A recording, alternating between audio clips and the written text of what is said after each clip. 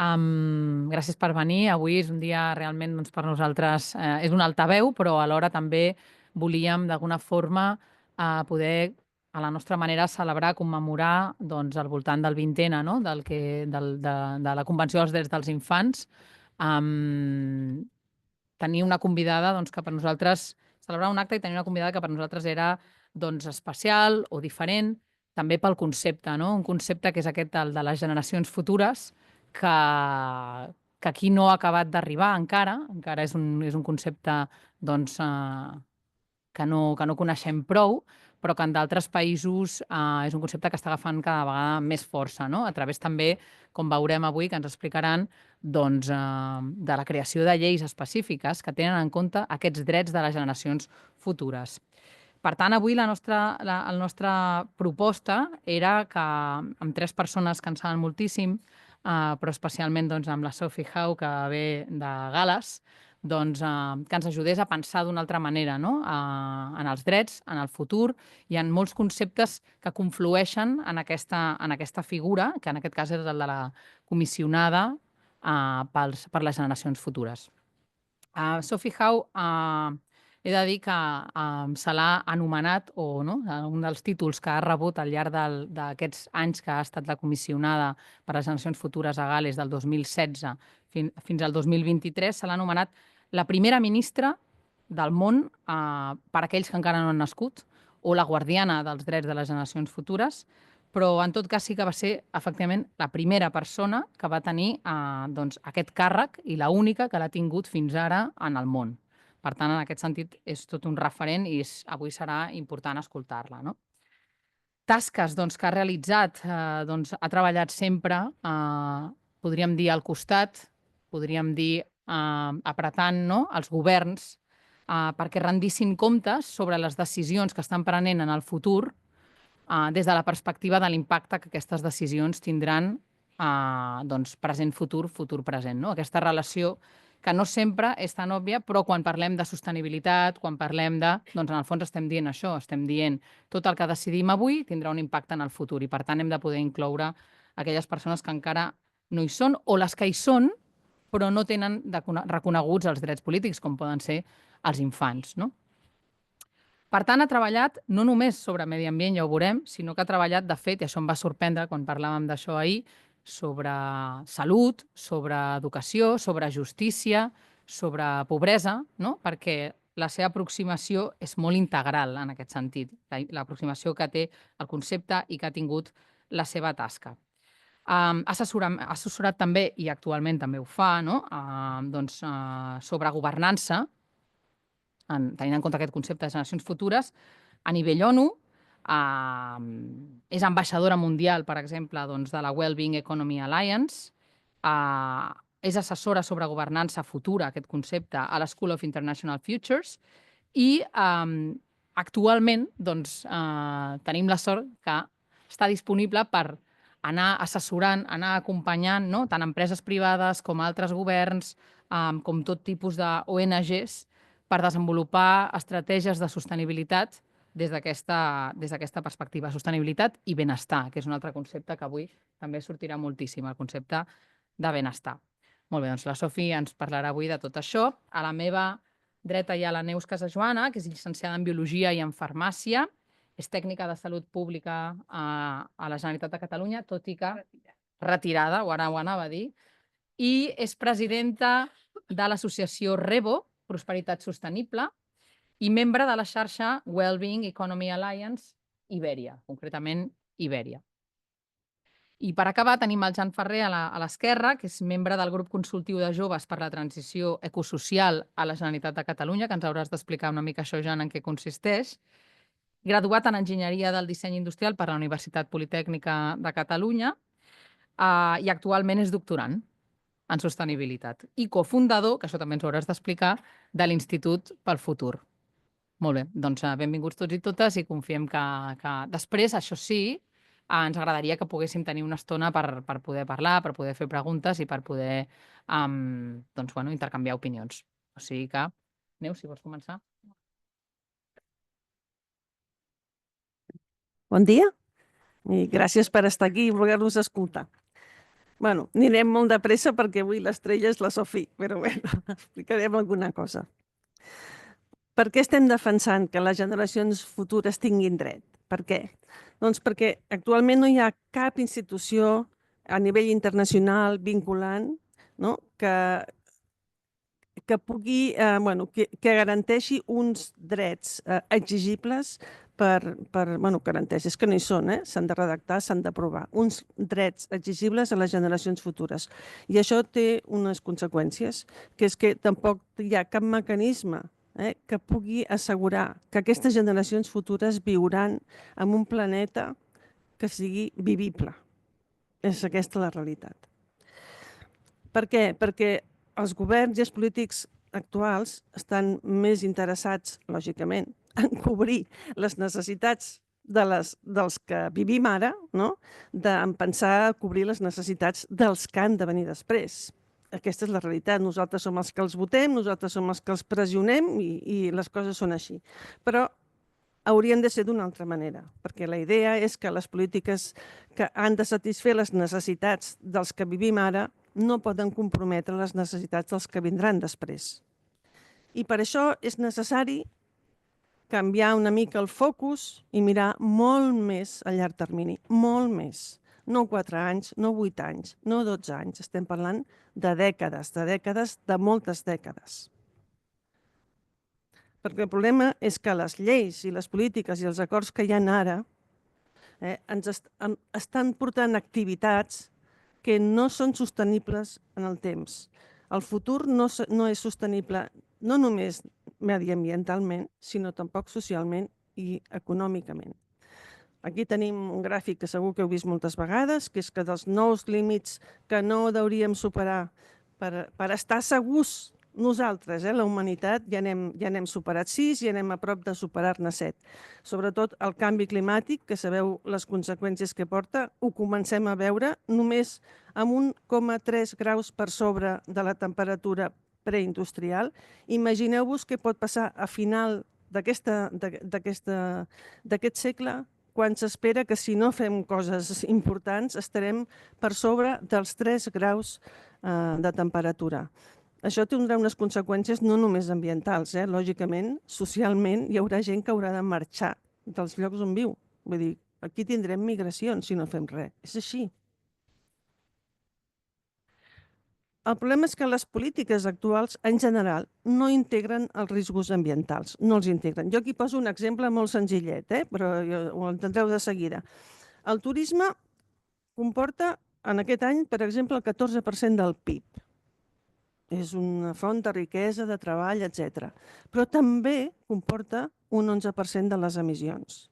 Llavors, hem començat a veure alguns dels perjudicis que pot portar el turisme. Parlem de quan hi ha massa concentració, doncs hi ha problemes de congestió, la gent es queixa, parlem del problema d'habitatge, etc.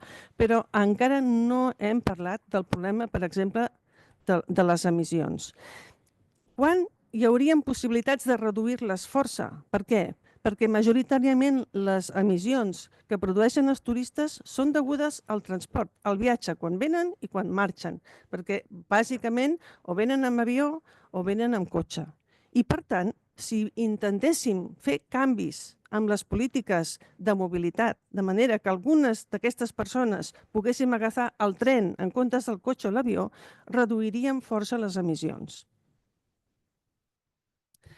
Nosaltres diem que les administracions haurien de fer unes actuacions per garantir el benestar de les generacions futures. Ara us ho anomeno molt ràpid i després us explicaré 2 minuts cada cosa, perquè tinc molt poc temps. Seguiment del progrés, del compliment dels objectius i les metes, les fites que es posen els polítics. Garantir la coherència de les polítiques entre elles. Garantir la coherència de les polítiques respecte a la sostenibilitat i crear una institució, que és el defensor de les generacions futures, que sigui com un representant d'aquestes generacions que ara no hi són i que les defensi. I això què vol dir? Doncs que pugui revisar les polítiques que ara s'estan fent per veure si s'han deixat d'avaluar alguns impactes cap al futur. Comencem amb el primer. El seguiment del compliment d'objectius i fites que qualsevol política pública se suposa, no?, que té. Jo poso aquest gràfic, que és molt senzill i simplement el que és el cicle pressupostari o el cicle de qualsevol govern, no? Arriba un govern, té una agenda per implantar, té unes polítiques públiques que vol implantar, primer les dissenya, després les implanta, després s'han de monitoritzar, veure resultats i en funció dels resultats continuem o les canviem. Això es fa amb indicadors, d'acord? I tothom dirà, bueno, això ja es fa. Els objectius de l'Agenda 2030 és algo similar. L'Agenda 2030 és una agenda de caire mundial que també pretén el mateix. Té uns objectius, té unes fites i té uns indicadors. I teòricament els indicadors són per veure si es progressa. Però el que veiem és que els indicadors van de vegades per una banda o no són els indicadors adequats els que s'utilitzen i les polítiques van per una altra. I si no, expliqueu-me, per exemple, per què el ODS número 1, que és la fi de la pobresa, estem com estem. Agafo dos objectius que estan en l'Agenda 2030, que és en el 2030 hem d'erradicar la pobresa extrema i en el 2030 s'han de reduir a la meitat la gent que està en risc de pobresa. I a sota teniu uns gràfics. El gràfic de l'esquerra és la gent que està en risc de pobresa general, la població general, que és un quart de la població. El gràfic del mig és la gent jove que està en risc de pobresa, que està cap a la tercera part de la població jove, i en la dreta la població amb privació material severa, o sigui, aquells que s'ho passen malament. Estem parlant d'un 10%. D'un 10%. Mireu la línia blava o verda, mireu les tendències dels últims 15-20 anys. Més o menys, pugen, baixen, però o estan planes o pugen una mica. Últimament han baixat una miqueta, però la ratlla vermella és la tendència que hauríem de portar nosaltres per arribar a complir aquests objectius al 2030. Vosaltres mateixos arribeu a les conclusions. Segona, integració de la coherència de polítiques públiques. Jo poso aquest gràfic, que és molt senzillet, però el que vol dir és que aquí en els diferents departaments o les diferents administracions tots pretenen ajudar en la societat i en el medi ambient, tots. Però hi ha un problema, que és que entre elles interactuen i de vegades interactuen negativament. Algunes vegades s'ajuden, hi ha sinergies entre les diferents polítiques i altres vegades hi ha contradiccions. Per exemple, quan agricultura i ramaderia vol augmentar la productivitat o la producció del porcí, ja sabem que hi ha problemes de contaminació de nitrats, etc. I això va en contra de la salut o de l'acció climàtica, etc. Això vol dir que quan es parla de polítiques públiques cal una mirada molt més holística, de manera que no hi hagi contradiccions entre aquestes polítiques que s'estan prenent des de diferents llocs. Cal mirar les sinergies, cal mirar les contradiccions i mirar d'arreglar-ho. Preveure i avaluar els impactes a llarg termini de les polítiques públiques. Ja he parlat abans de la qüestió de l'aviació o del turisme, podríem parlar de qualsevol altra infraestructura, però deixo aquesta. No és que no hi hagi normes, hi ha normes, hi ha plans. Aquí tenim la guia de bones pràctiques per a l'elaboració i revisió de la normativa.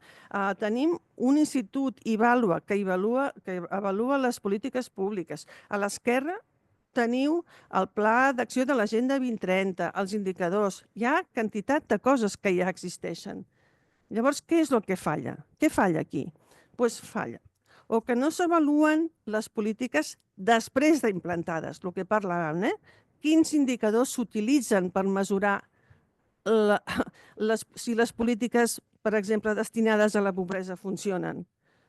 Un indicador clau hauria de ser això, no? El número de pobres o en gent de risc de pobresa. Potser hi ha altres indicadors que segur que s'utilitzen. La quantitat de diners que es posen per fer això, els programes que s'han posat en marxa per fer això. Tot això està molt bé, però necessitem uns indicadors de resultats, d'eficàcia de les polítiques. Això és el que ara no s'està fent. Altres coses que fallen. Doncs potser no es consideren tots els impactes. Es parla molt dels impactes econòmics sobre el pressupost, però potser no es miren els impactes mediambientals o climàtics. Els criteris de vegades que s'utilitzen per fer aquesta avaluació són parcials o estan desfasats i després és que no tenim una cultura en general, ni població, ni Parlament, ni ningú, sobre el seguiment i avaluació ex post, una vegada implantades dels indicadors d'eficiència. No tenim aquesta cultura, ho hem de demanar. El resultat és aquest, Vale. Hi ha un marc normatiu que afecta a totes les activitats de l'administració. I són aquests marcs normatius. I aquí teniu totes les activitats de l'administració, plans, projectes, lleis, el que facin.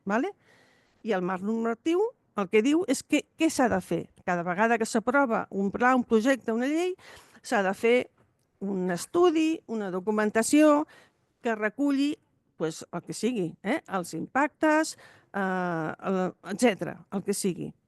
I és aquest marc normatiu. Però tot el que veiem en vermell és el que no funciona.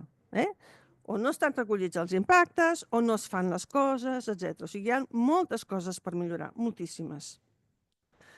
Per últim, crear la figura del defensor de generacions futures. Què és el que demanem?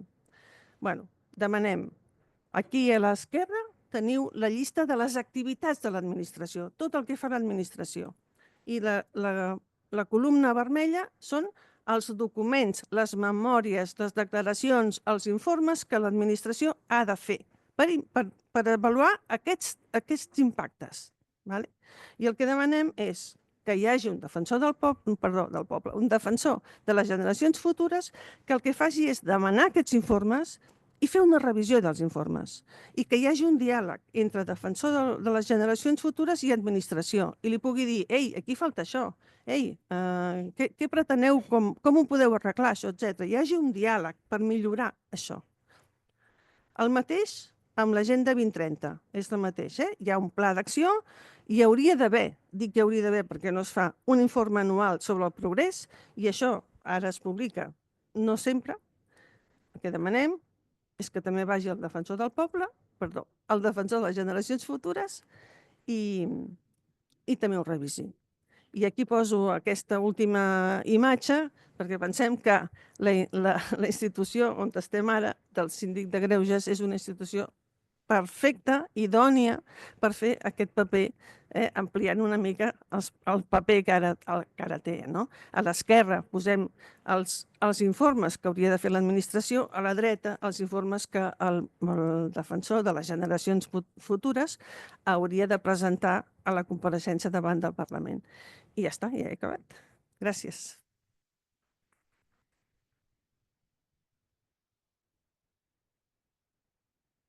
Molt bé. Perfecte, Neus, no sabia que venies directament a posar-nos deures així, però val, crec que ho hem rebut el missatge. Jan, per favor, és el teu torn, tens 5 minuts. Gràcies. Molt bé. Jo tampoc sabia que aniries a fer propostes tan concretes, llavors jo vinc com una cosa més genèrica i conceptual.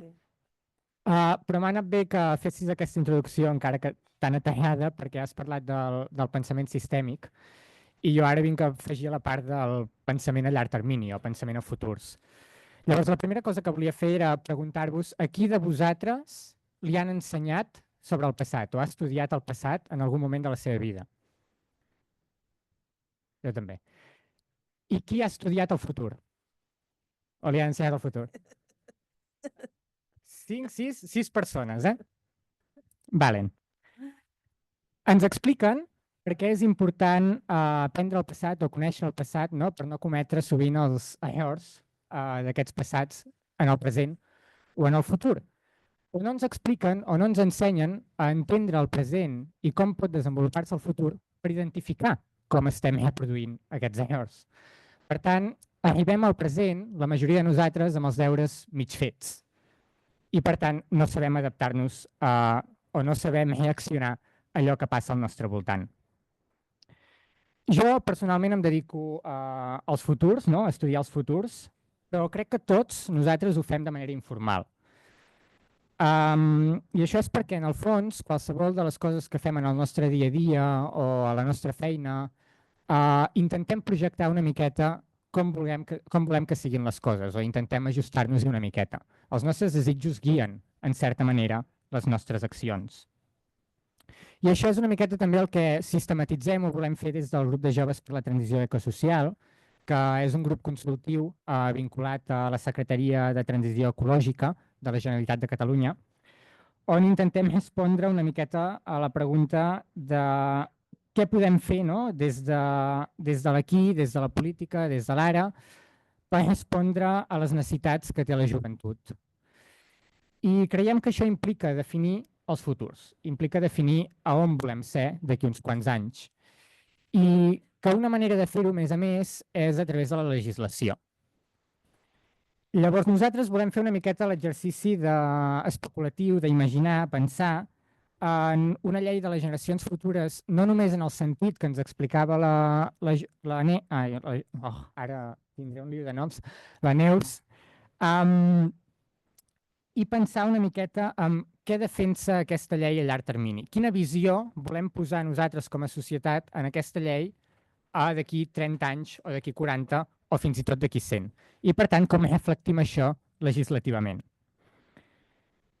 Una miqueta és pensar en l'herència que volem deixar de cara endavant o que no volem deixar per a aquells que vindran després. I que aquesta llei pugui ser també un mecanisme a l'hora d'imaginar-la, a l'hora de crear-la, per imaginar col·lectivament i per construir col·lectivament aquest què volem ser. D'altra banda, també hi ha, com ha explicat la Neus, tota aquesta capacitat, tota aquesta part del rendiment de comptes. És a dir, no només imaginem com volem ser, sinó com tot allò que estem fent s'ajusta a través d'aquests anàlisis sistèmics que plantejava el que realment estem fent en acció de govern. I finalment, hi hauria un altre element que és poder articular en aquesta funció pública la capacitat de sistemàticament estar no només planificant en el dia a dia i avaluant què estem fent a llarg termini, sinó planificant a llarg termini. Llavors, pensant en quina mena de projectes construïm o en quina mena de projectes volem invertir que vagin amb la mentalitat d'aquí 30 anys. I això una miqueta seria plantejar que necessitem una mena d'institució, una mena de figura que generi aquesta cultura del planificar a llarg termini. I en planificar a llarg termini no volem dir fer uns plans hiperconcrets que ens diguin hem de ser aquí i hem de fer tots aquests passos perquè sabem que el futur és incert, per tant la dificultat de fer això és elevada, però sí tenir unes guies clares d'on volem anar i com arribem a poc i ens adaptem a aquests punts, en aquestes visions. Per tant, per resumir, perquè ja arribo als 5 minuts, crec, 3 pilars. Per una banda, crear aquests imaginaris compartits que hauríem de transformar en legislació, crear aquests mecanismes que vetllin perquè tota l'acció que fem s'alinea amb aquests imaginaris que tenim i, finalment, tenir mecanismes de creació de noves accions, noves polítiques o noves estructures que ens portin i ens traslladin cap a aquests imaginaris més enllà del dia a dia. I amb això ja tinc explicat una miqueta el que volia dir.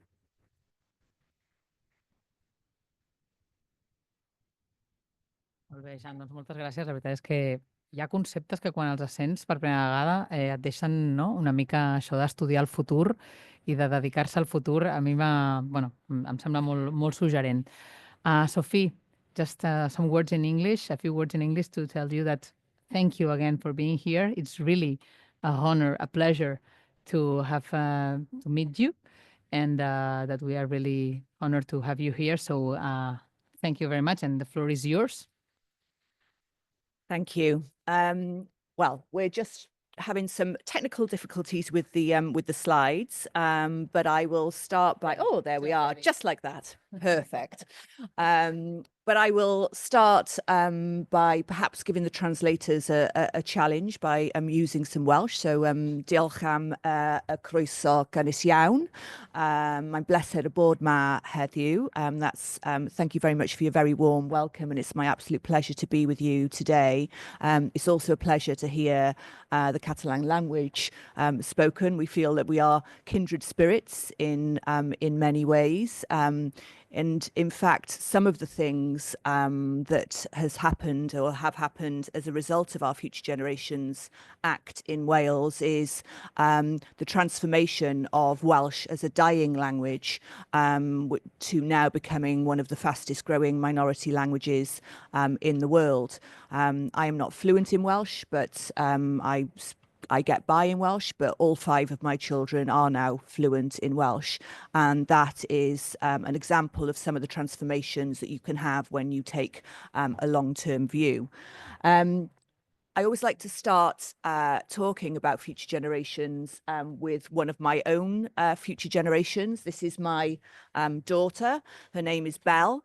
And I think that this picture sums up really how I would like all of our future generations to be growing up. She's happy, she's healthy, she's connected with nature.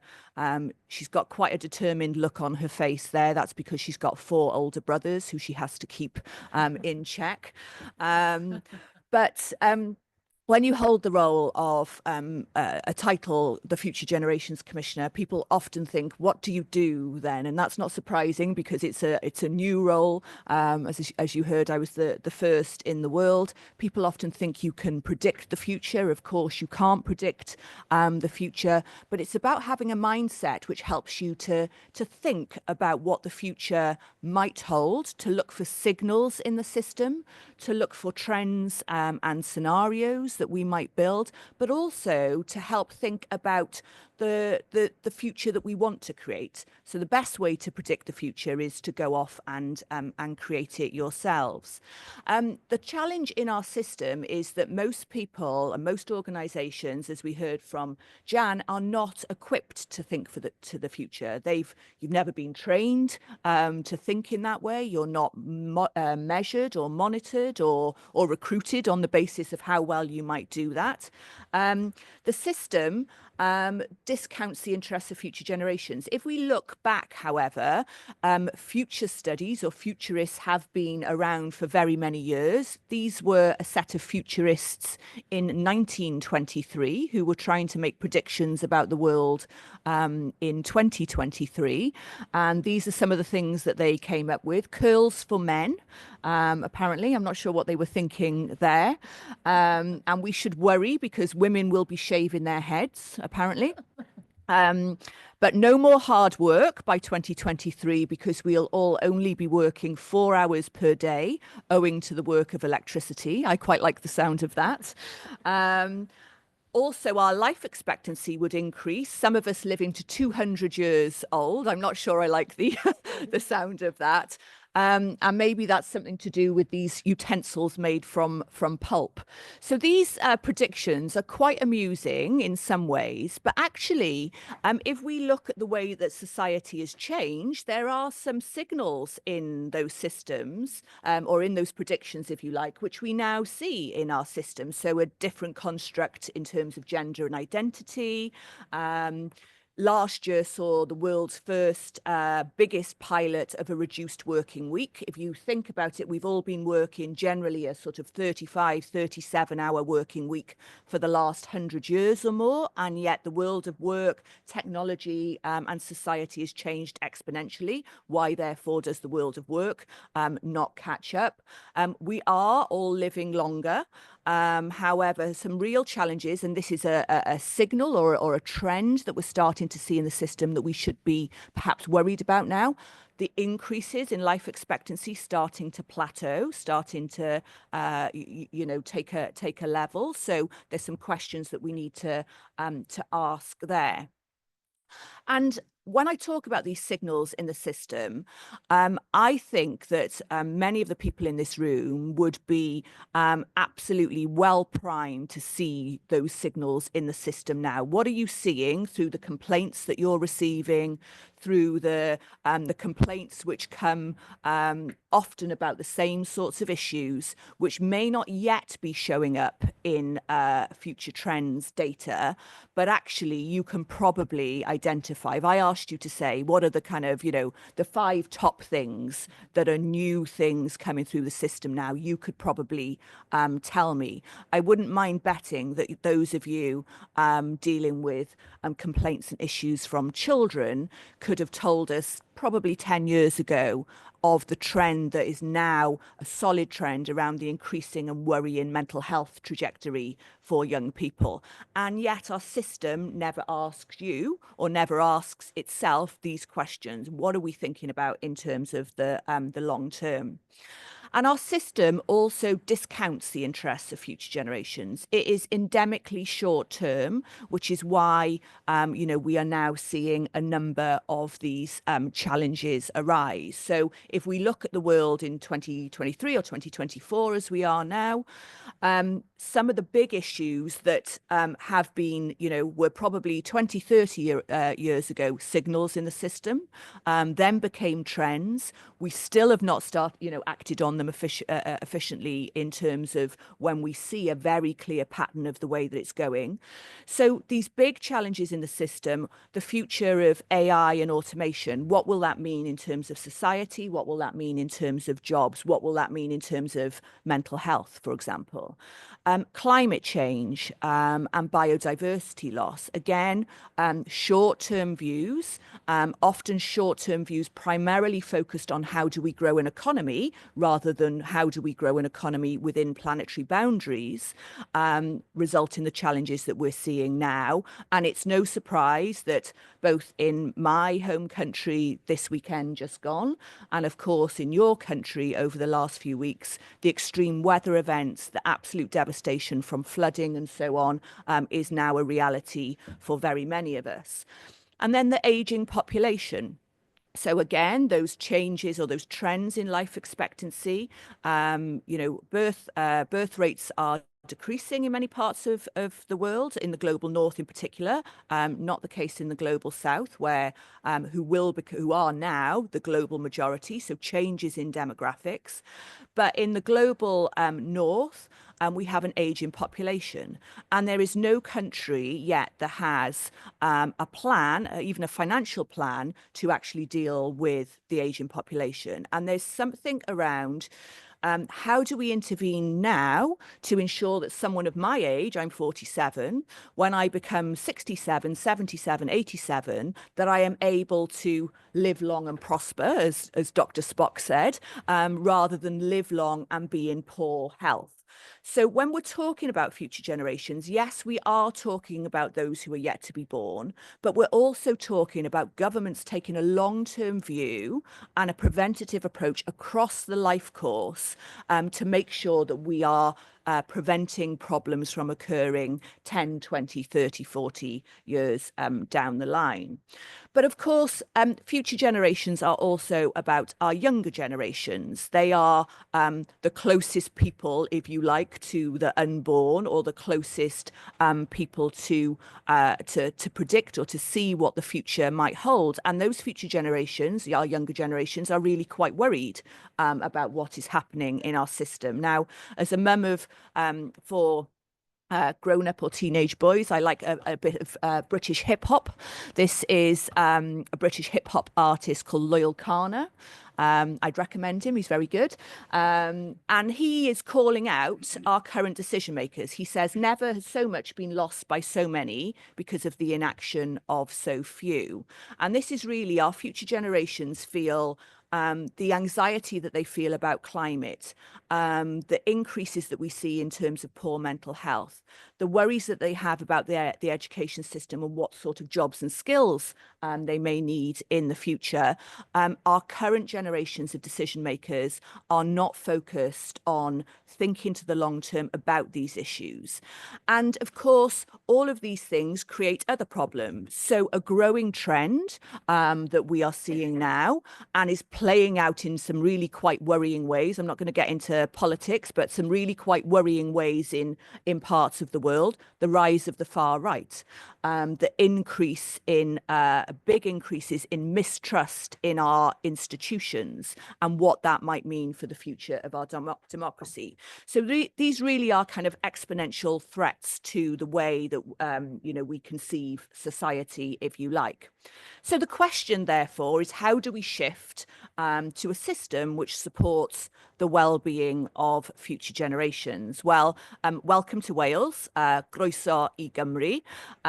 Wales is the first country in the world to have attempted to do this, to take a whole system and a whole country approach to addressing and accounting for and acting on the needs of future generations.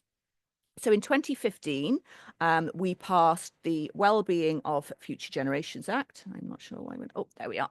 And it does a number of things. First of all, it sets out this overarching principle that all of our main public institutions, so that's, oh, I've gone too far now, oh dear.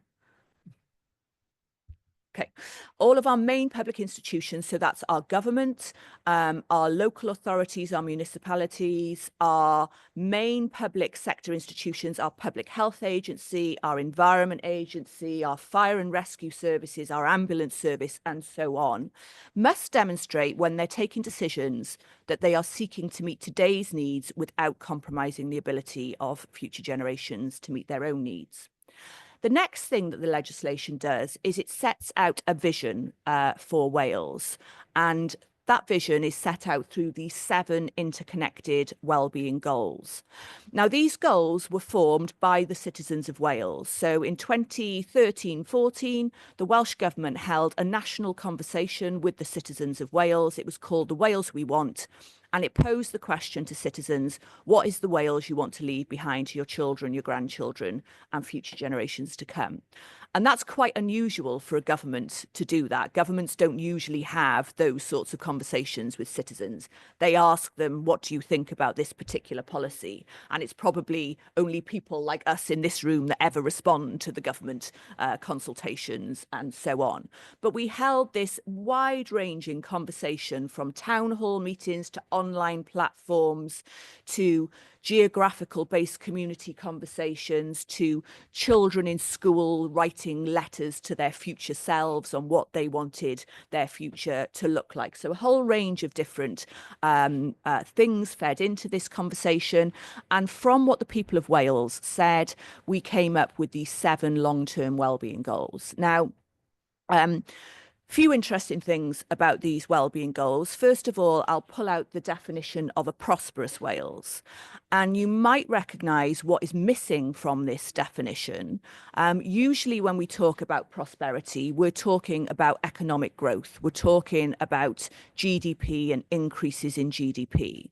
Now, I'm not wholly opposed to increases in GDP, but the challenge we have is that economic growth and unsustainable economic growth has clearly resulted in the planetary boundaries that Neas talked about being breached, because whenever there's a question to be posed, what is the right thing to do? Generally, the answer of governments across the world is do the thing that will get you the biggest economic growth, not do the thing that will protect the planet and achieve prosperity for our people. So a real challenge there. So we have redefined prosperity in Wales within planetary boundaries. So an innovative, productive and low carbon society which recognises the limits of the global environment and therefore uses resources efficiently and proportionately, including acting on climate change. So some interesting things there. You might also see in terms of the other goals, they're about creating the conditions conditions for well-being to thrive, and that's well-being for people and well-being for planet. So the goal of a healthier Wales is not about, can I access an appointment with a doctor? Can I get treatment for a condition in time? It's about, and those things are important, but it's about saying, what are the conditions that we need to create as a society to ensure that we are able to lead healthy lives? Two other things about these goals. First of all, they require all of those public institutions, 50 public institutions, to set objectives which maximise their contribution to all 7 of these wellbeing goals. And that's a real game changer in this legislation, because it requires all of our institutions to act beyond their traditional boundaries. And I imagine that I will be preaching to the converted here in terms of the challenges that you see with the join-up or lack of join-up between public policy and public services. The fact that everything is connected to everything, but our institutions work in isolation and in their silos. So this is about saying to our Environment Agency, yes, your primary goal might be meeting the goal of enhancing and maintaining a biodiverse natural environment with healthy ecosystems, but actually you have to do that in a way which also considers equity, which also considers the health of people and planet, which also contributes to this definition of prosperity and so on. And the final thing that I want to say about these goals is that essentially they set a vision for the Wales that we want to leave behind. Now, you wouldn't think it was revolutionary for a country to have a long-term vision, but it's completely revolutionary. There's no other country in the world which sets out in law a vision of where we want to be. What tends to happen is you might get a vision through an election, set of election commitments once every 3 years if you're in New Zealand, 5 years if you're in the UK, for example. And that is why we never get to address these long-term issues, because we're trying to condense everything within a 5-year period. And after that 5-year period, it's someone else's problem. I've got to deliver before the next election. Long-term issues can wait. Let's see if we can move. Oh. Okay, there we are. It's a bit like putting an address into your Google Maps. We've got the address of where we want to go. We've got that vision through the 7 wellbeing goals. And then your Google Maps will get you there in one way or another. It might divert you because there's congestion, or it might give you a slower, nicer, more scenic route, or it might give you a faster route, but ultimately it will get you to where you want to go. The problem is that most countries have no idea of where they want to go in the long term, and they've certainly never asked their citizens where it is they want to go. So this quote, I think, really sums up the difference that this has made in terms of having that vision. You've got to think about the big things while you're doing the little things, so that all the little things go in the right direction. So how do all of the different policies, laws, financial spending decisions and so on, what do they add up to? In Wales, the institutions must show that they add up to achieving those 7 wellbeing goals. The next thing that the legislation does is it sets out 5 principles or ways of working. These are ways in which our public institutions must demonstrate they are working. So first of all, they must show that they've considered the long-term impact of the things that they do and how they are balancing short-term needs versus long-term needs. And some of the things that Jan talked about, thinking about futures in a different way, some of the things I've talked about in terms of these signals, in terms of using future trends and scenarios to plot out, is this trend going in a positive direction, in which case we want to put in place policies which will accelerate that, or is it actually going in a negative direction, in which case we need to put in mitigation, we need to change direction and try to change that negative trend. The challenge of the system, of course, is that none of us really have ever been equipped to do this, and it's not a requirement in our system, which is why we've made this a legal requirement in Wales. The next principle is prevention. So a legal requirement to prevent problems from occurring or from getting worse. And this image, I'm sure this will you know, speak to you in terms of the work that you do. Essentially, what we do in public policy and public services is we park our ambulance at the bottom of a cliff and we wait for someone to fall off. And then we might operate on their broken leg, or we might treat them, or what have you. Now, the obvious thing to do is to put a fence at the top of the cliff to stop people falling off in the first place. But very rarely does public policy do that. We can see that in terms of the trajectory, in terms of spend in our healthcare system. We are continuing to spend on acute services, treating people once they're ill, even though we know what we need to do to keep them well in the first place. We don't invest in that area. We are very willing to spend trillions of euros dealing with the effects of climate change, as I'm sure are being spent now in Spain, and of course are being spent in the UK and across the world, rather than the much lower amount of money that we could have spent in preventing climate change in the first place. This is also linked to the third principle, which is integration. So a requirement for all of our policymakers and our public services to join the dots between different issues, because everything is connected to everything. And this graph is taken from the World Health Organization Health Equity Status Report from Europe. And what it shows is the reasons for the differences in life expectancy. So are you going to die younger than you should, or are you going to live to a good old age?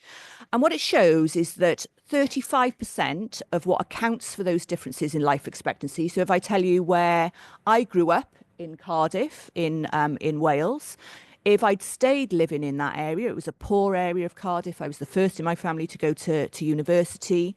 Compared to the area that I live now, there's every chance that I would die 15 years younger than where I live now. And predominantly that is to do with poverty. It's to do with poverty and income security. So quite literally, poverty kills, or it kills us a lot earlier than we should die. 29% is about our living conditions. So this is about the quality of our houses. This is about, are we living in areas of high air pollution? Do we have access to nature and public open space? Accounts for 29% of the difference in life expectancy. 19% is about social and human capital, the quality of our relationships. Do we live in an area where there's a sense of community, and do we feel we have an agency? We can make an impact in that community. 7% is about the quality of our work, decent work. Is it well paid? Is it good terms and conditions? Does it make us thrive, or does it suck the life out of us? Only 10% is about the healthcare system itself, in terms of those differences in life expectancy. And yet the vast majority of government budgets go into that 10%. Now, I love the national healthcare system in Wales and the UK, but it also makes no sense, because actually, if we were investing in those other services that are keeping people well in the first place, we would probably need to put less money into the healthcare system. The fourth principle, collaboration. So requiring all of our public bodies to work together, because when you start joining the dots between different policies and you start tracing back what is the root cause of an issue, you need all of the public entities to come together and work in a collaborative manner. And to that end, we established something called public services boards. These are legal entities in each municipality area which bring together all of the key public services and others from the voluntary sector, from the private sector, and so on, to do two things. They have to undertake a long-term well-being assessment of their area. So they have to look at the future trends, scenarios for their area across each of those elements of well-being. And then they must set a collective plan for action. What are they going to do together to make sure that they're addressing negative trends, they're working towards achieving those well-being goals? The final principle is involvement. So the importance of involving citizens and others who can affect achievement of those wellbeing goals in the decision-making process. And the term involvement was chosen particularly rather than consultation or engagement because it conveys a much deeper sense of co-production with citizens. This is about trying to put citizens and the state on an equal footing and recognise that citizens are their own experts. We think nothing of employing consultants and Deloitte and PwC and pay them, you know, millions and millions of pounds across the public sector for their expertise. But we never think to ask the actual people who are going to receive our services for their expertise in developing those services. So that is a legal requirement now in Wales. The minister who took this legislation through described it as the Common Sense Act because of those 5 principles. Why do we need to legislate for common sense? Because sadly, in public policy, common sense is not very common at all. And we do things that are complete madness in many cases. The final thing the legislation does is establish an independent Future Generations Commissioner. So this was my job for 7 years, and the first commissioner, and my role was to be the guardian of the interests of the future generations of Wales. And here is an extract from the law setting up my role. And there's you know, some insights here into what that actually meant in practice. So it was about being the voice that has never existed before, the voice for future generations, and asking those questions. How have you considered future generations when you're thinking about this? It was about putting forward widespread policy reform that would be helping us to meet those long-term well-being goals. It was about unpicking systems which worked against the long term. I spent an inordinate amount of time introducing civil servants in one department to civil servants in another department to try to join the dots between different policymaking requirements and so on. I want to just share some of the tools that we used to do this. This is something called the 3 horizons, and it's a model which helps us to think about the future. If we look at Horizon 1, the red line, in many cases, we are going on a downward trend. So planetary collapse, growing wealth inequality, challenges around mental health and so on. Many things going on a downward trend. Horizon 3, the green line, is where we want to be. So, and here's the trick in Wales, we know where we want to be. We want to achieve those 7 wellbeing goals for the country. And then Horizon 2, the blue horizon, this is what is the bridge between where we are now to where we want to be. What are the policies we need to put in place? What is the innovation we might need? Could be technological innovation, could be social innovation. What are the things that we need to do? And you'll see here that we've got a Horizon 2 negative and a Horizon 2 positive. And if I give you an example of what this means, if you wanted to decarbonise your transportation system, it's a necessary thing to do. About 17% of our emissions in the UK come from transport, so we need to reduce those emissions. If you wanted to do that, an entirely sensible thing to do would be to have mass rollout of electric vehicles, give people grants to have electric vehicles, increase the number of charging stations, and so on, tax breaks, etc., etc. However, that is actually just reinforcing business as usual and the status quo. By putting in place that policy intervention or innovation, what we're actually just doing is we're all still stuck in congestion on roads in our electric vehicles rather than our petrol vehicles. We're not keeping physically active, improving our health because we're still driving around everywhere. We're not promoting connected and cohesive communities because we're all sat on our own in cars rather than talking to each other and so on. And if you're from a poor family who couldn't afford a petrol car, you definitely can't afford an electric vehicle.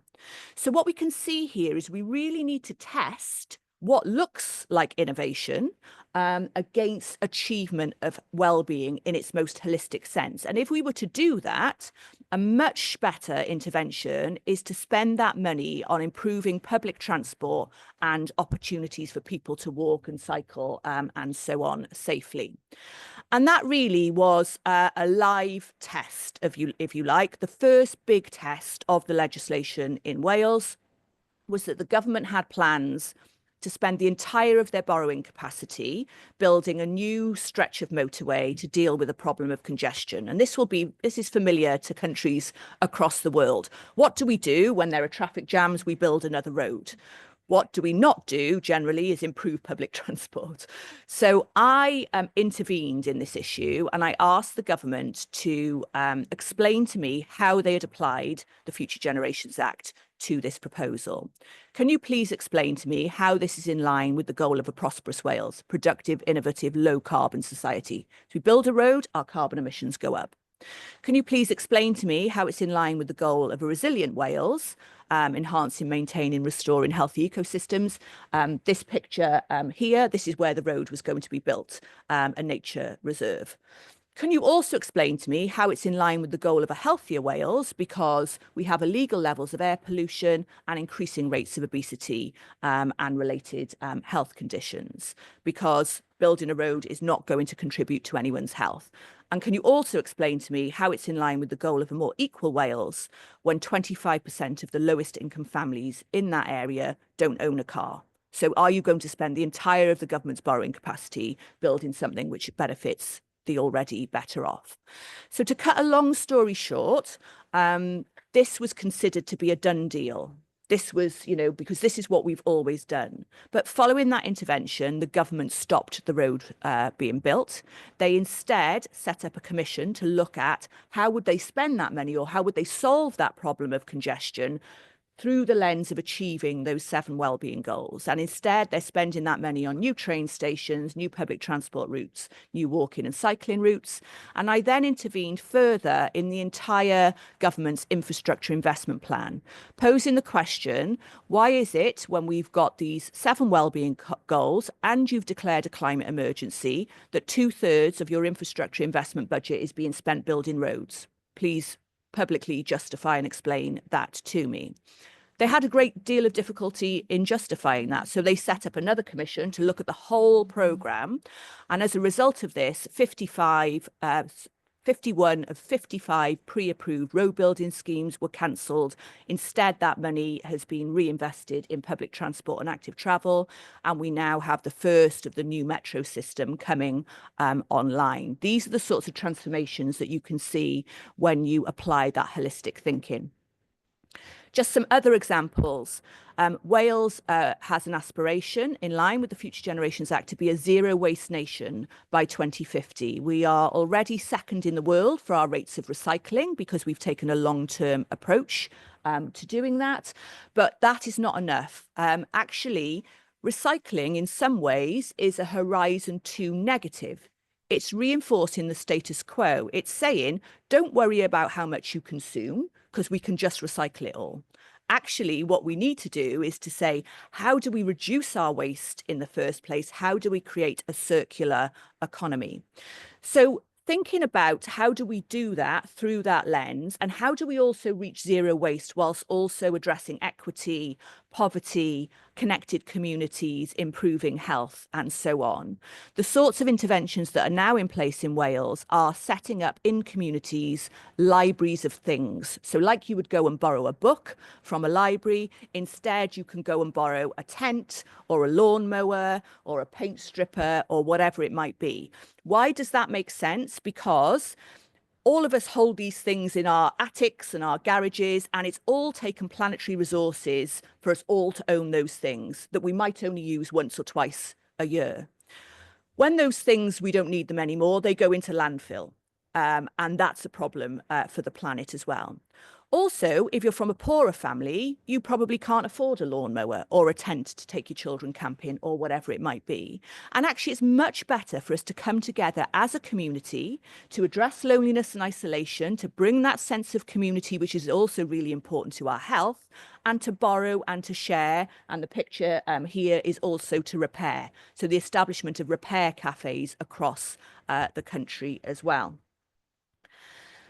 Examples from education. Our Future Generations Act has reformed our education curriculum. So we have looked at what are the sorts of skills that our children and young people will need, not just to get the new jobs that will exist in the future. So 65% of children entering school today will go on to do jobs which don't even exist yet. I mean, you know, if we think about maybe Children's Commissioner, I don't know, existed when you were a child, I don't know, Ada. It did just about, yeah.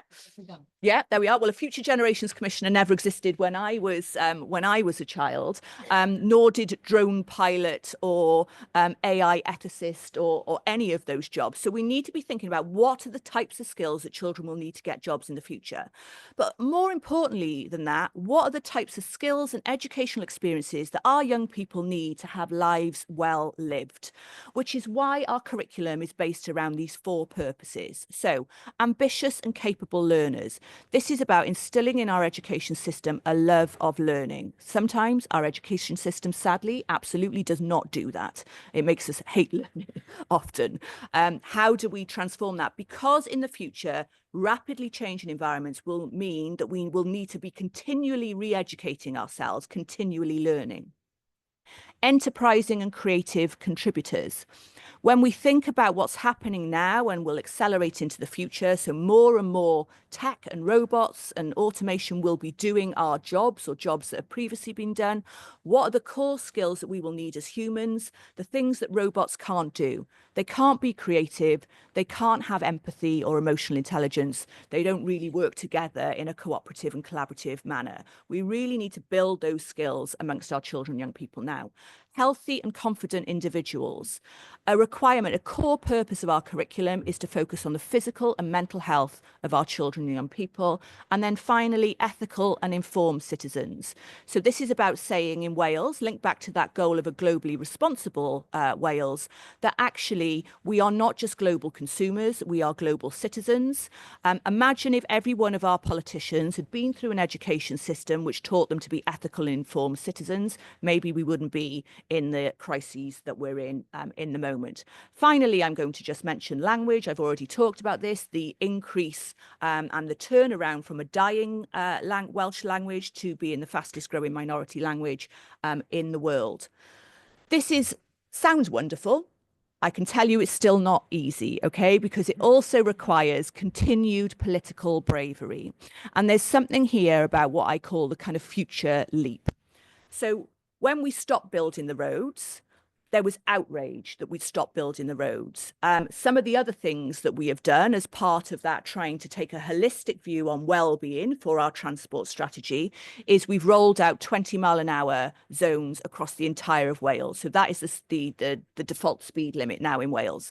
That has resulted in the biggest petition ever to our Welsh Parliament, which blows my brain, because not a petition about the number of children living in poverty, not a petition about, you know, what are we doing about the mental health crisis, but a petition about, I am really annoyed that I have to drive 10 miles slower. Now, this is where I say it's still challenging, because people, unless we do all of those principles around involvement, around joined up government, around talking about aspirations for the future, people find it difficult to envisage this policy will result in these things. Now, this is what, as I said, I describe as the future leap, because there is a danger zone there for politicians, isn't there? There's a danger zone saying that we stop building the road, but that doesn't mean that immediately public transport is going to improve. We reduce the speed limit. You all hate it, but actually, interestingly, they're looking at a review of this at the moment. Everyone hates it except on their road. They want to keep it on their road. They just don't want it on anyone else's road. So there still needs some political bravery here. And I think the role of a commissioner, of an independent person, I didn't have to worry about getting elected next time. I had to worry about saying the right things in the interests of future generations and having some of those difficult and challenging conversations, and sometimes giving cover to politicians who were trying to take these brave decisions. So that's where we've got to. I won't talk about this one. I will just leave you with this. I think the secret of all change is to use your energy not on fighting the old, but on building the new. If you're a politician, you've got to do that while still keeping your job. Having a Future Generations Act and perhaps putting the blame on the Future Generations Commissioner gives them some cover to doing that. And then finally, just to say how this is influencing policy globally. So Wales is a tiny nation of about 3.5 million people. If you ever think you're too small, you know, as an entity here in the Ombudsman's office, 80 odd people, you are in a prime position to really start systemically and systematically challenging on some of these issues. And what has happened in Wales, a tiny nation who doesn't even have its own rights in terms of the United Nations, has influenced the world's first declaration on future generations that was passed in the United Nations in September this year, which calls on all governments across the world to put in place appropriate systems similar to what we have in Wales. So there is a growing movement across Australia, Kenya, Cameroon, Portugal, Ireland, Scotland. I could go on and on. I think that there's a real opportunity for Spain to be at the forefront of the first wave of countries who are going to take this forward. And I think that it's essential that we all do that so that we're acting today for a better tomorrow for future generations. Thank you.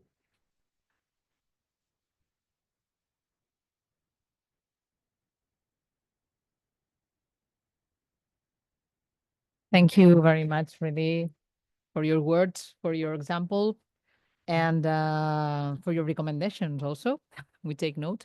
I would love to have some opportunity, also to give the opportunity to the audience to make some questions or just observations. So please, és el moment de poder fer algun comentari, demanar algun dubte, alguna qüestió que vulgueu, perquè és veritat que ha estat molta informació, però algunes idees són realment molt potents, molt revolucionàries, no? Aquesta proposta de posar el benestar al centre, el benestar dels que encara no hi són, ens fa com molt responsables, no? Ens obliga molt a pensar d'una altra manera, a canviar la perspectiva, perquè en el fons és una pregunta que la humanitat s'ha fet des de l'inici, que és quina és la vida que volem portar, no? Quina és la vida bona, aquesta vida que considerem que és la bona per als altres i per nosaltres. I per tant són preguntes molt fonamentals que jo crec que el mèrit de l'exemple de Gal·les és haver fet un procés de 2 anys per consensuar en què ha de consistir aquesta vida bona, per posar-s'hi, per aglutinar tots els agents que tenien la capacitat per fer-ho i per realment dur-ho a terme, no? L'exemple de l'autopista és un exemple realment paradigmàtic, perquè jo ahir li deia, no? No sé si la teva vida va arribar a córrer perill, però no m'estranyaria, perquè realment posar-se en contra de la construcció d'una autopista de 4 carrils que ha de travessar el país i aconseguir, no? Transformar això en un resultat completament oposat del que era l'inicial té molt de mèrit, no? Però són molts els exemples, com hem vist avui només hem vist 2 o 3, però realment aquí hi ha una llei, hi ha una figura i hi ha la possibilitat d'intervenir, de transformar en una perspectiva nova que jo crec que és nova, però no deixa de ser una perspectiva molt fonamental, no? Que és aquesta, de quina és la vida bona. I això, segur que teniu alguna pregunta o algun comentari? Perfecte, gràcies. Una paraula allà, hi ha una paraula aquí.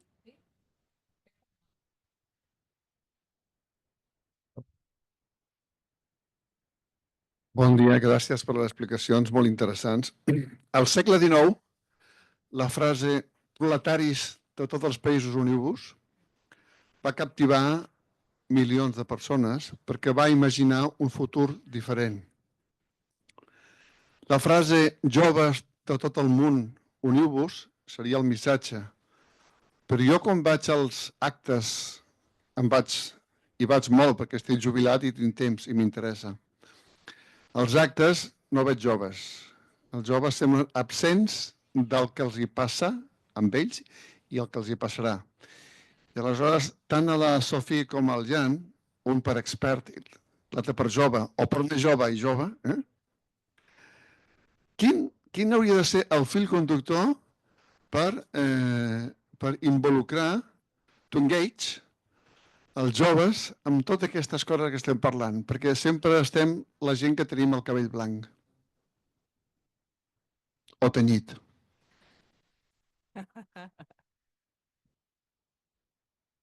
Ok. Hi ha un parell de joves aquí, que sàpigues que Sí. hi ha un parell més. Jo, De joves, joves. m'he assegat dos més. Els de debò. Per mi, hi ha dues qüestions. La primera és que qui de nosaltres ha sigut preguntat mai com vol viure en el futur? És a dir, no fem aquesta pregunta als joves, no fem aquesta pregunta als infants. Llavors, com pretenem educar-los perquè els importi això quan a la vegada tenen unes condicions socioeconòmiques al seu voltant de creixement que són espantoses i unes perspectives catastròfiques de futur? I cultivar l'optimisme és una feina que tens un gran valor i unes grans ganes de fer-ho tu, perquè no sé per què exactament, no sé si perquè ho has viscut a casa, perquè sempre t'ha apassionat molt, però crec que la majoria de persones no la tenen. La majoria de joves no la tenen, perquè tots els inputs que reben sistemàticament, un dia era un altre, és que el seu futur serà una merda. Llavors, davant d'això i davant d'un present en què ja em costa viure, no he de sobreviure en el present, no? I jo crec que això és el que passa molt sovint. Llavors, que et parlin o que et vinguin amb què has d'anar a esdeveniments i amb coses, jo crec que se li tira molt a sobre a la gent i al final som 4 friquis els que hi anem.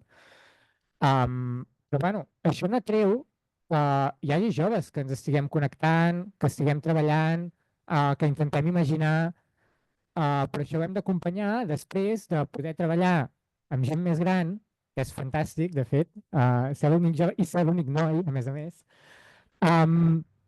per poder anar a les escoles també, per exemple, no? I integrar-se en els programes d'educació, per poder treballar amb els polítics en com plantegem unes estructures governamentals que permetin obrir aquestes preguntes. Jo crec que si a la gent li preguntes, la gent respon. Però ara mateix estem demanant a la gent que s'activi i faci una revolució.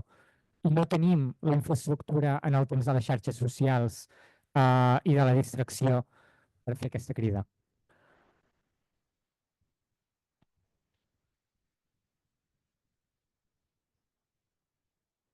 I agree very much with what Jan said, and I think the challenge that we have is that we are trying to deal with the system, the failures of a system, whilst trying to change the system as well at the same time. And the failures of the system have meant, or are meaning, that many of our younger generations the system doesn't resonate with them.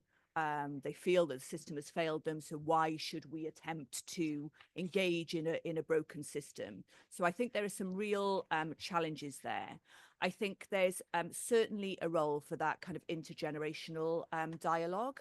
And I think that there's something around, we do need to work with young people on their terms and in their territory, which often we don't do. And you know, I think part of the reason, you know, I was a young politician. I was elected at the age of 21, and the most boring things were going along to political meetings. And yeah, I had to engage in those things because that was the system, and I was trying to change the system from within. But you've got to be really determined to go along and tolerate that stuff which is not your world.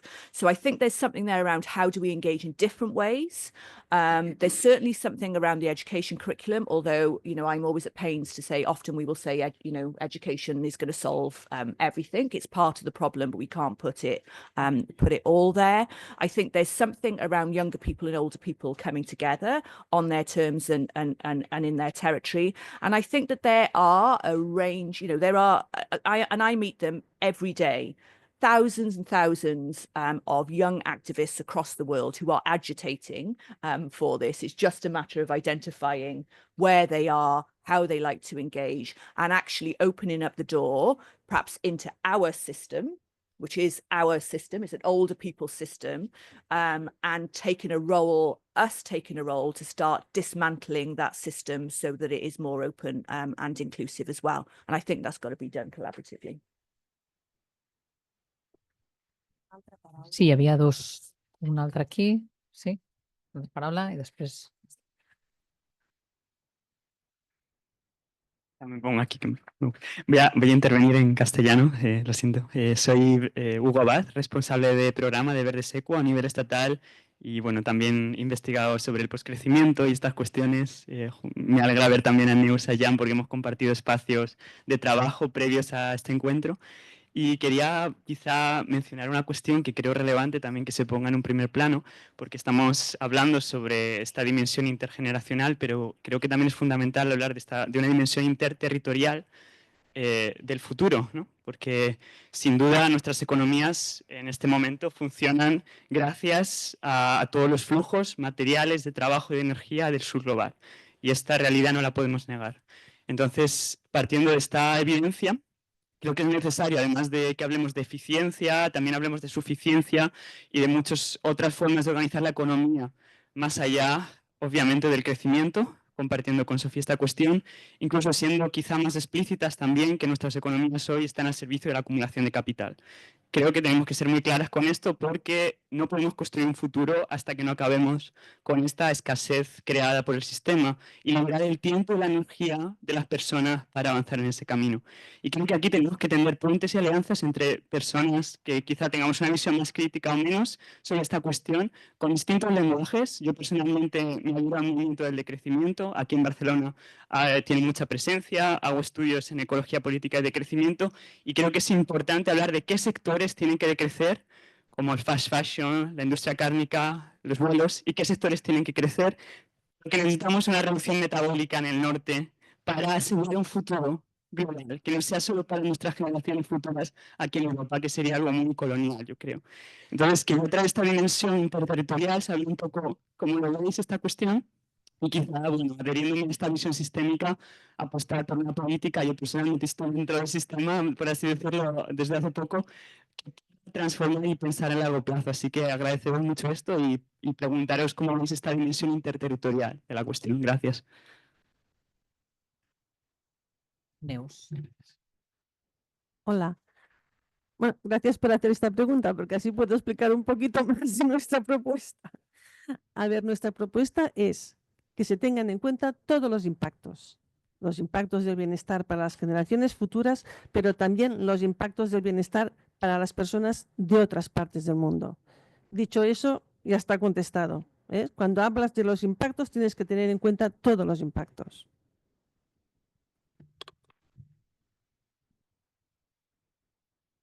I'll just briefly say that I totally agree with you, and that is why in Wales it was actually an addition. It started off with 6 wellbeing goals, and there was an addition which people called for around the goal of a globally responsible Wales. So a requirement for us to consider what it is we do in Wales and how that impacts on other parts of the world. And we can see that starting to come through in a range of different policies now, from how we, contract and buy goods and services, what sorts of goods and services we're buying in our school system, as I told you about there, in terms of our carbon emissions, which obviously are having, we are the main consumers, but that's having an impact in other parts of the world.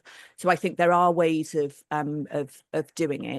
And again, if you apply a long-term view and future trends and scenarios, actually, the global south, as it has been known, is actually the global majority. the population rates are increasing there, and they are a young majority, whereas the global north, our population rates are decreasing, and we are an aging, set of societies. So if we want to understand the future, and if we want to understand our younger generations, we all actually need to be engaging in a much better way with those global majority countries.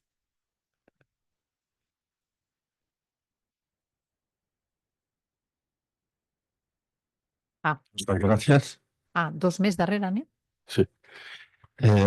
Una pregunta. ¿La recomendación del síndic es vinculante a Gales? Pregunto. Y otra, la siguiente cuestión. I don't speak English very well, but a little. I have one question. I want to talk about the situation of children in Ukraine and Gaza. It's a political question.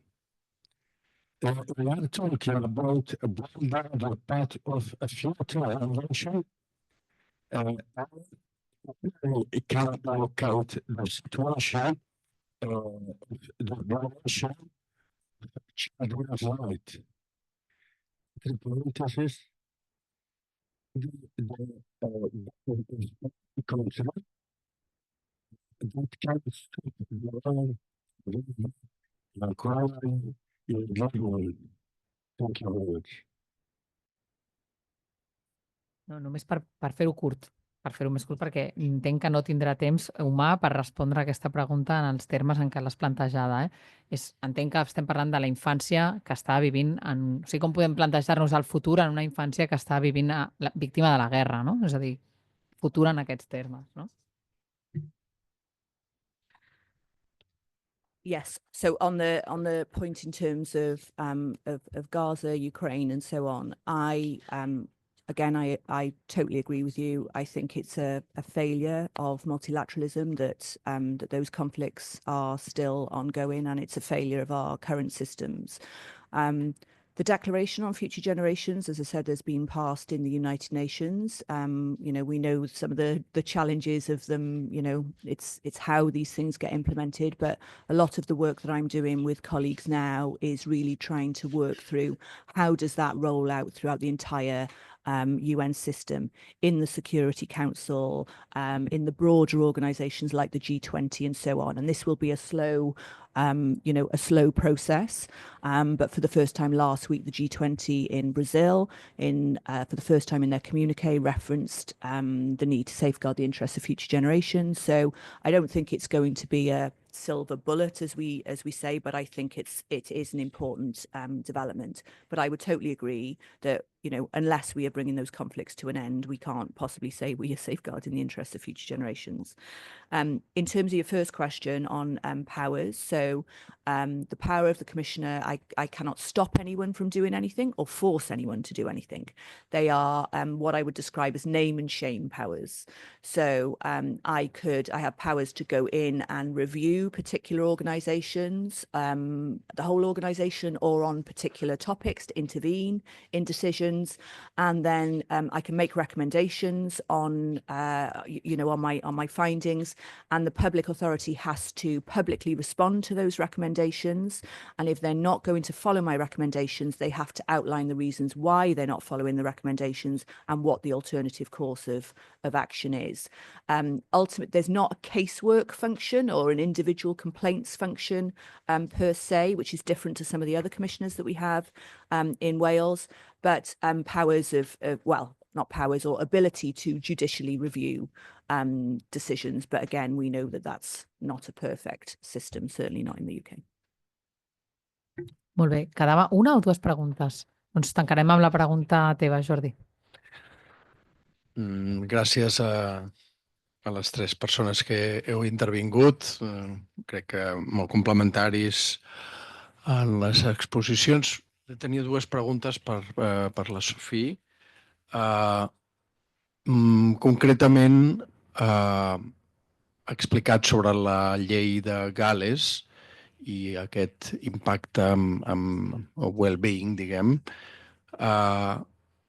La pregunta seria la institució del Ombudsman a Wales fins a quin punt va suggerir o va introduir continguts en aquesta llei amb una perspectiva no només del curt termini, sinó del llarg termini.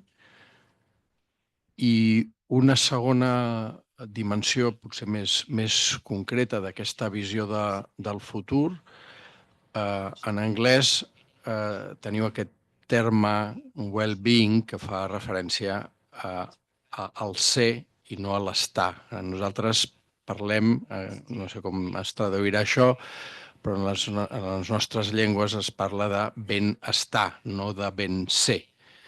En aquest cas, aquesta dimensió, diguem, més immaterial i més profunda, que no té a veure només amb les qüestions materials, i em refereixo a les qüestions immaterials individuals, però també col·lectives, com es planteja concretament en relació amb aquesta visió de futur tot el que té a veure amb la resolució pacífica dels conflictes, la resolució no adversarial dels conflictes, com s'envisiona això en el futur.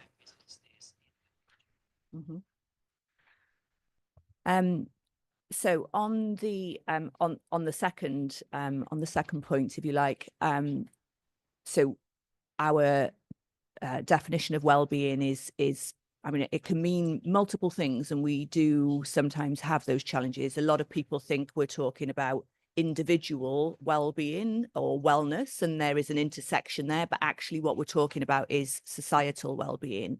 And I think there's lots to learn from different languages, including the Welsh language, which has some similarities, not necessarily on the word well-being, but for example, in Welsh, we would never say that we own something. We say something gyda fi, which is something is with me. It's with me for this particular amount of time, but we don't own it. Also, interestingly, in Welsh, the word dysgu means to both teach and to learn, which is really interesting. And there are there's lots of work going on now from Indigenous cultures and languages, for example, the Maori language, and Indigenous cultures who are, let me be honest, we did not invent this. Indigenous cultures have been doing this for, generations and generations. And actually part of what we're trying to do is to go back to some of their wisdom. So I think there's some really interesting things in terms of the intersection of language and how we can use language in that way. And then your point around conflict, was that the second question? So I mean, I'm not sure whether you're talking about conflict as in global conflict, and some of the answers that I just gave in terms of the reforms in multilateralism, I think play into that, or whether you're talking about conflict in terms of the conflict between current generations and future generations. But I'll talk about that point. I think the starting point for us is that you have to consider both generations, or both, the longevity, if you like, in what we choose to do. And currently we don't do that. There are many things that you could prioritize doing that would be good for both current and future generations. For example, if we had a mass investment in improving the quality of people's homes, in the UK, that's about energy efficiency, keeping homes warm. That would help to create jobs. It would keep people out of hospital in the winter months. It would reduce people's energy bills and deal with the cost of living crisis now. And in the longer term, it would decarbonise and it would give people those good quality jobs, which is obviously good for their health. The challenge is, we don't even conceive things in those ways. We don't conceive things and prioritise things that can be good for both. Still doesn't mean that there's not some conflicts and trade-offs, because some issues are really challenging. Do we invest more in pensions? Do we invest more in early years, for example? And these are kind of pressures in the system. The legislation is not a silver bullet, but what it says is in order to resolve those conflicts, we have to go back to those 5 ways of working, apply those principles around long-term prevention, integration, collaboration, and involvement, and that helps us to get to the best answer that we can. Thank you very much again. It was really enlightening to hear you today and to have you here. Gràcies també al Jan i a la Neus, per suposat, i gràcies a tots per venir. I espero que us hagi semblat tan interessant com a mi. Moltes gràcies.